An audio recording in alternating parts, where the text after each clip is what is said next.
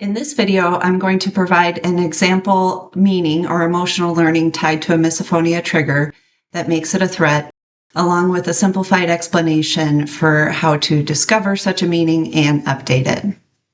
I asked the client to paint me a picture of her earliest memory of struggling with the sound of chewing, which was her first trigger. I am primarily having the client paint me this picture to help them get back in touch with the memory, or in other words, to access the memory in their body. The client said she had come down from her room to have dinner with her parents, and she had been crying in her room since getting home from school. She had recently gone through a really difficult breakup, and this had been going on for weeks, the crying after school.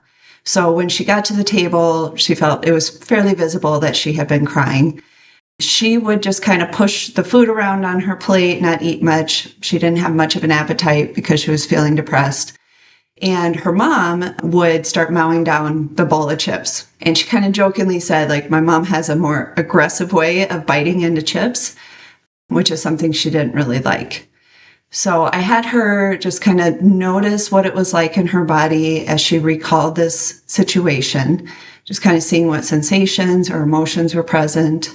And while she's in touch with that, I ask her to say the following sentence and just let the ending naturally arise without thinking about it. The sentence was, "Mom is eating chips like that because." She says the sentence and without any hesitation finishes it with, "because she doesn't care about my feelings." Like a lot of clients, as soon as that came out of her mouth, she was like, "Oh my gosh." That is what I felt in that moment, and it seems so true to me, and I totally forgot about that. But now, after some time has passed and how things have played out in the relationship with my mom and having healed from that breakup, I see that's totally not what was going on. I asked her what she believes now was the reason her mom was kind of diving into the bowl of chips. And she said she had just gotten home from a long day of work. She was probably hungry. And additionally, with how prolonged and intense this grieving process was, her mom was probably feeling somewhat helpless as to how to be there for her. So she had definitely heard her out, and they had talked through it a number of times. But with this kind of going on day after day, maybe her mom was just not quite sure what else to do. So I had her put this truer meaning into a statement, which was along the lines of, "Mom is eating chips like that because she's hungry. Mom cares a lot about my feelings." I had her see what that felt like in her body, and she said it felt really true.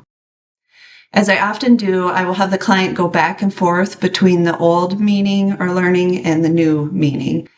And going back to the old meaning, the client expressed, like, it doesn't feel true anymore. It actually feels kind of foreign to me.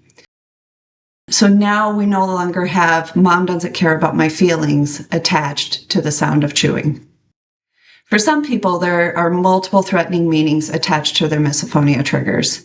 For this client, that was the end of her therapy work. Prior to that, I had done 3 or 4 sessions with her to build rapport. She also needed to unlearn the belief that experiencing misophonia meant she was broken or bad in some way. And like with all clients, I gave her nervous system regulation strategies. So if ever in the future sounds are feeling like a lot because she's under a lot of stress, at the time being, she has strategies to not end up helpless. As a reminder, misophonia is a syndrome, so the threatening meaning attached to misophonia triggers varies by person. And in order for healing to happen, you must identify the specific meaning attached to your trigger or triggers in order to update it. If you'd like to learn more sooner than later, I hope you'll check out my book, Demystifying Misophonia.